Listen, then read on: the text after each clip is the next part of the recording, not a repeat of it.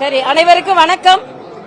முதலில் பாரதிய ஜனதா கட்சி தலைநகரில் வெற்றி பெற்றதை நாங்கள் எல்லாம் மகிழ்ச்சியோடு எங்களது பாரத பிரதமர் அவர்களுக்கும் டெல்லியை சார்ந்த தலைவர்களுக்கும் எங்களது அகில பாரத தலைவர் அவர்களுக்கும் தொண்டர்களுக்கும் நாங்கள் இந்த வெற்றிக்காக எங்களது வாழ்த்துக்களை அவர்களுக்கு சமர்ப்பித்துக் கொள்கிறோம்.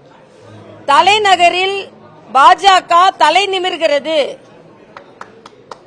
ஆம் ஆத்மி தலை குனிகிறது, காங்கிரஸ் நிலை குலைகிறது.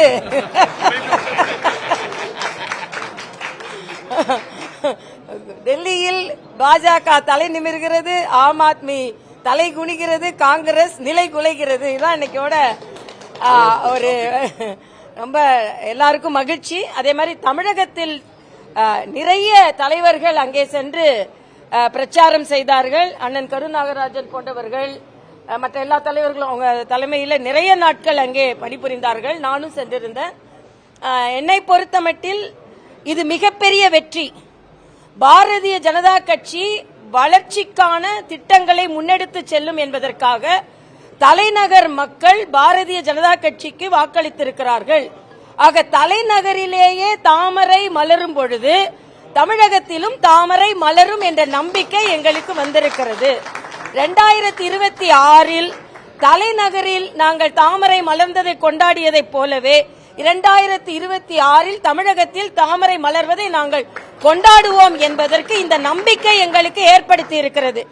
இதில் மரியாதைக்குரிய பாரத பிரதமர் தலைமையிலான கட்சிக்கு மிகப்பெரிய வெற்றி, வளர்ச்சி திட்டங்களுக்கு வெற்றி. ஊழலை ஒழிப்போம் என்று சொல்லி ஆட்சிக்கு வந்த கெஜ்ரிவால் ஊழல் குற்றச்சாட்டினாலே சிறை சென்றார். வளர்ச்சியை தருவோம் என்று சொன்னார், எந்த வகையிலும் தலைநகரில் வளர்ச்சியை தரவில்லை. மாசை கட்டுப்படுத்துவோம் என்று சொன்னார், சுற்றுச்சூழலை கட்டுப்படுத்துவோம் என்று சொன்னார். அதிக மாசுபட்ட தலைநகராக டெல்லி விளங்கியது. மின்சாரத்தை முறைப்படுத்துவோம் என்று சொன்னார், மின்சாரத்தை முறைப்படுத்தவில்லை. தண்ணீர் வசதியை ஏற்படுத்தி தருவோம் என்றால் மக்கள் எல்லாம் கண்ணீரில் தான் தத்தளித்துக் கொண்டிருந்தார்கள்.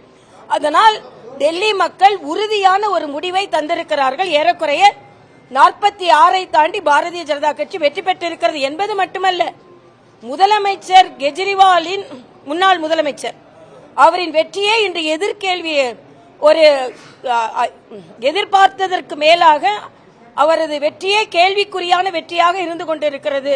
நிலை குலைந்து போயிருக்கிறார் என்பதுதான் எங்களது. எல்லாவற்றிற்கும் மேலாக திமுக இதுல ரொம்ப கவலைப்படணும். ஏன்னா அவங்களோட இண்டி கூட்டணி ஒரு தேர்தலை கூட ஒற்றுமையாக எதிர்கொள்ளவில்லை.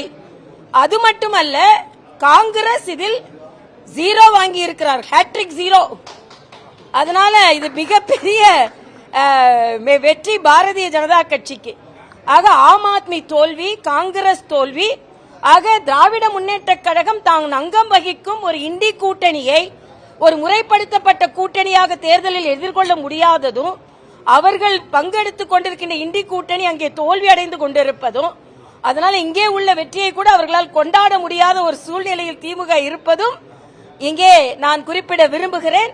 அதனால் இன்று அது மட்டும் இல்ல, பிற்படுத்தப்பட்ட மக்கள் அதிகம் வாழுகின்ற இடங்களில் பாஜக அறுதி பெரும்பான்மை படுத்திருக்கிறது.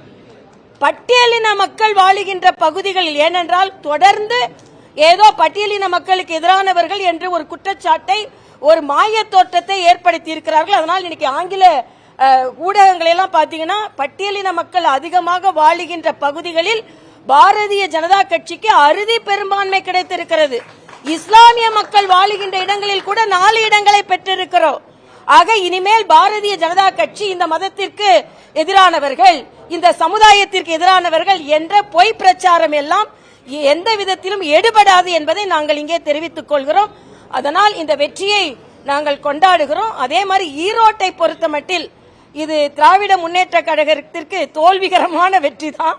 ஏனென்றால் அவர்களுக்கு எதிராளியே இல்லை. ஆக கலங்கப்பட்டு திமுக நின்றதனால் நாங்கள் எல்லாம் களத்தில் நிற்கவில்லை என்று சொல்லிவிட்டோம். அதனால் அவர்கள் வெற்றியும் வெற்றி அல்ல. அதனால் இன்று பாரதிய ஜனதா கட்சி இந்த வெற்றியை கொண்டாடி கொண்டிருக்கிறது. நான் சொன்ன மாதிரி 2026 நாங்கள் நிச்சயமாக வெற்றி பெறுவோம்.